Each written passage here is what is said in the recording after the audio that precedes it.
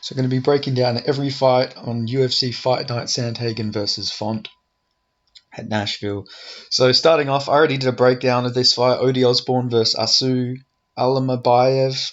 I'm picking Odi Osbourne. I think Azu's like okay everywhere, but he's shown that he can quit in fights and wilt, as shown in his Tagir fight where he tapped to strikes.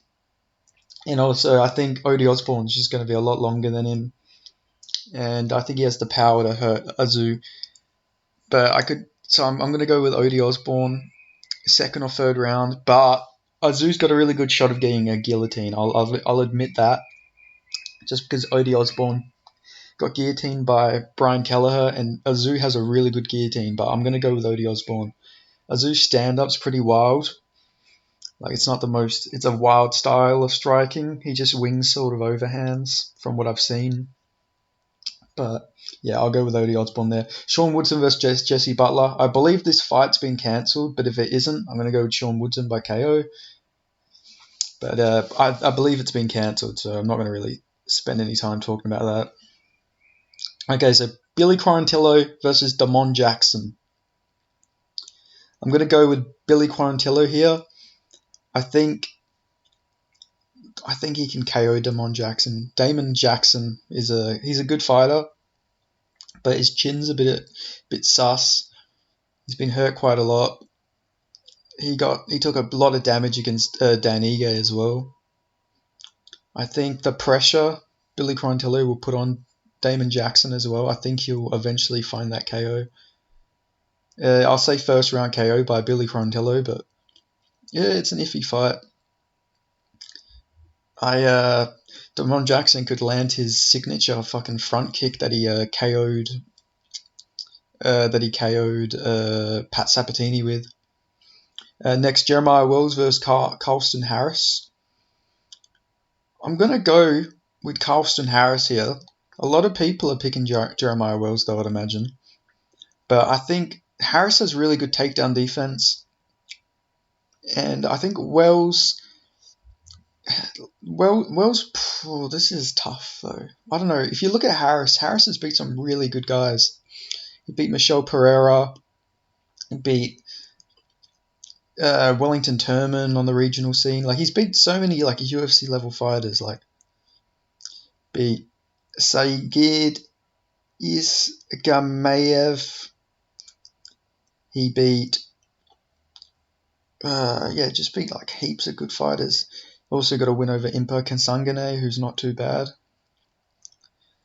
But I feel like Carlston Harris can hurt Jeremiah Wells. I don't think Wells is the most durable guy. I'm not just saying that because of his Semmelsberger fight. I got footage of him being KO'd in the amateurs, but that was also a defensive issue. He was just swinging, like him and his opponent were just swinging. But I'm a definitely go with Carlston Harris in this fight, and I'll pick him to win by KO. But it should be a fun one. I just think his takedown defense and it's going to really. I think Wells is going to probably gas a little bit trying to take Harris down, but you never know. Wells is a strong guy, so maybe he can get someone going. Kyler Phillips versus Rani Barcelos. I'm going to go with Kyler Phillips in this fight. I just feel like he's got the youth. He's got a good pressure style. He beat Song Yadong like pretty good. Like, I'm not just basing that on that, but we've seen Barcelos like wilt a little bit against Victor Henry, and on top of that, he's coming off a KO loss to Umar Nurmagomedov in January. So it's been about 8 months, so that's a decent like recovery time. But I think Phillips is going to get him out of there. But it should be a fun fight. I think Barcelos he's the one who took this on short notice too, if I'm remembering correctly, because I think it was meant to be Kyler Phillips versus Saeed Nurmagomedov. So let me check that. Yeah. So it was meant to be Kyler Phillips versus Saeed. So yeah, Ronnie's also coming into this fight on short notice, I believe. So not sure how long he had, but yeah, I think everything seems to favour Phillips in this fight. Now, moving on to the main card. Ignacio Bahamondes versus Ludovic Klein. Now, this is an interesting one, but I'm going to go with Ignacio Bahamondes. Ludovic Klein looked pretty bad against Jai Herbert, to be honest. And Jai Herbert's another, long, rangy, tall, lightweight. Ludovic Klein used to be a featherweight. He didn't make weight most times, but he was a featherweight. And Ignacio Bahamondes, I think he missed weight in one of his fights, so he's like a big lightweight. He's tall. I think he's 6'3". No, 6'1". Okay, my bad. But he missed weight against Makdessi. It was by 0.7, so it wasn't crazy weight miss, but still, that makes me. And he used to fight at welterweight. And Ludovic Klein is like a former featherweight, like I said. A much smaller guy than Ignacio. Ignacio's got a decent reach advantage over him. And yeah, I think Ludovic Klein, he really struggled against that tall style, that tall, rangy striker in Jai Herbert. So I think we'll see something very similar to that fight in this one. But yeah, I'm going with Ignacio Bahamondes there. Then moving on, we got Tanner Boser versus Alexei Kamor.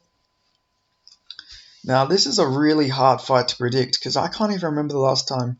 Alexei Kamor hasn't fought since June of 2021, so he's been out for a while, which makes me think that he's probably been working on some stuff, I doubt he's just been, fucking around, but, at the same time, he's lost to William Knight.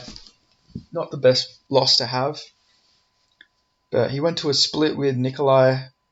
No, I'm not even going to try and pronounce his last name. I don't need to be cancelled. But yeah, he fought Nikolai to a split. Apparently, Nikolai illegally held Kamir against the fence repeatedly, which caused controversy. So it's a controversial fight.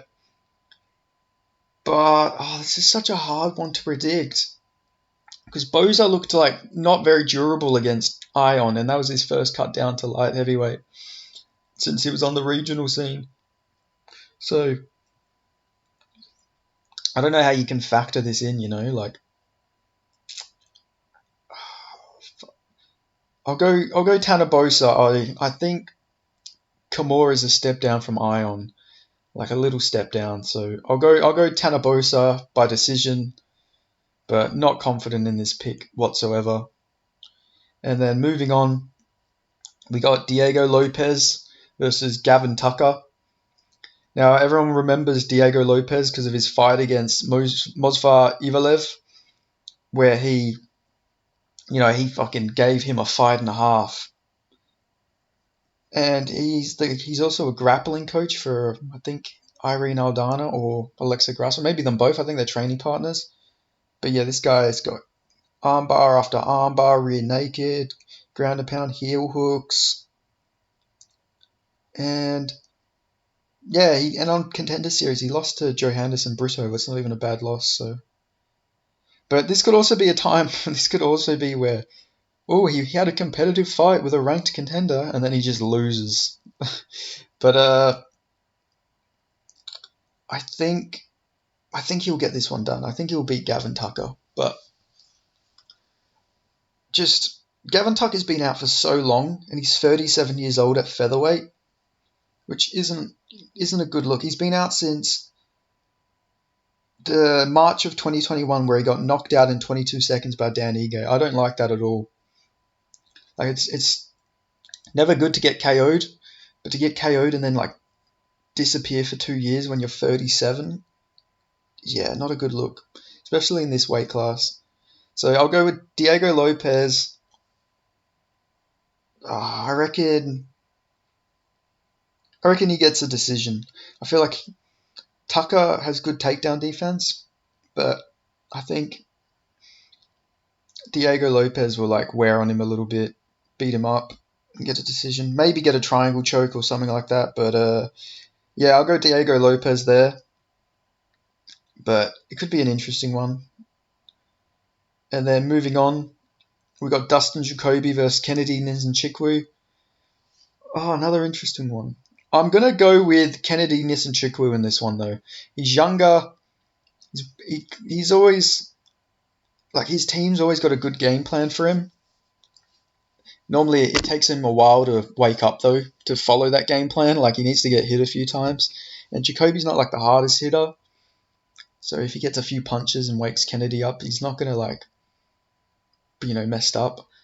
And also, Kennedy's got such a big reach advantage. And I think he's got a really big grappling edge in this fight as well. We've seen him against Carl Roberson just grapple fuck him. He had a good submission win over Devin Clark. Like, this guy's a specimen for this weight class, by the way. He is massive. Like, I think he has like an 83-inch reach. Yeah, 83-inch reach, 6'5". Don't know how he makes light heavyweight. He's heavyweight sized. But yeah, he's got some good wins. He had like a weird fight against Nikolai that he probably should have won, but he was like fighting like a point fighter. It was really weird. So hopefully we don't see that version. He also got a nice like flying knee TKO over Ion.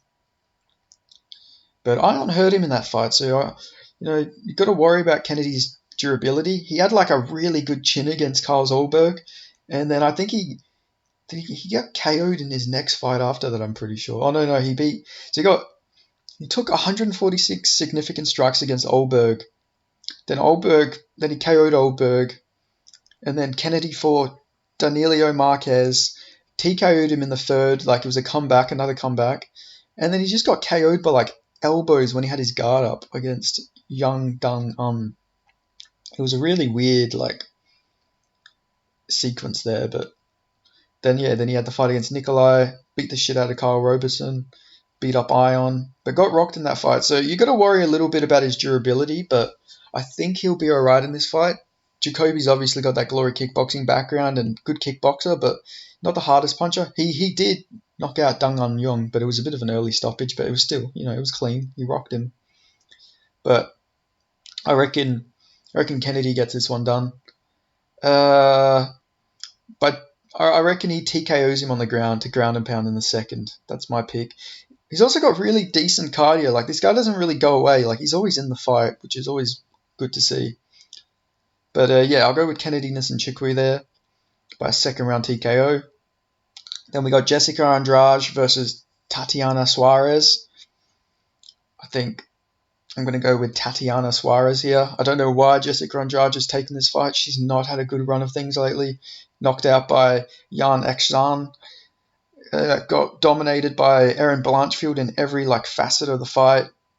She beat up Lauren Murphy. Wow, this is her fourth fight this year. Wow, she's been really active. Wow, she's only 31. Wow, she's so young. Wow, Tatiana's older. That's bizarre. But we all know Suarez. Like really good grappler. A lot of people call her like the female Habib. Had a good win over Montana De La Rosa, which was her first fight in 4 years. So she's going to be coming into this fight not as jittery.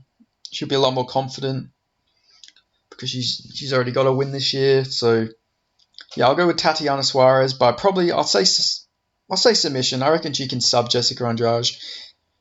But if this fight's competitive, then we got to look at Erin Blanchfield and say, wow, fuck, what a prospect she is. If Tatiana like struggles in this fight, I get Blanchfield's upper weight class, so maybe that's also a big difference. But yeah, it'd be interesting. Andrade is like one of the most entertaining women's fighters, so it's always good when she fights. But I'm gonna go with Tatiana Suarez there by I reckon second round submission. And then we move on to the main event, Corey Sandhagen versus Rob Font. Now this one I have like a very specific prediction for this fight. Now, Rob Font's taken a lot of damage, and I think this is a 140-pound catch weight, so maybe his chin will be a little bit better, not having to dehydrate himself as much. But my like detailed prediction here is, so Rob Font's very boxing heavy. He's a boxing heavy fighter. How tall is he? I think he's 5'8". Yeah, so he's 5'8". Sandhagen's 5'11".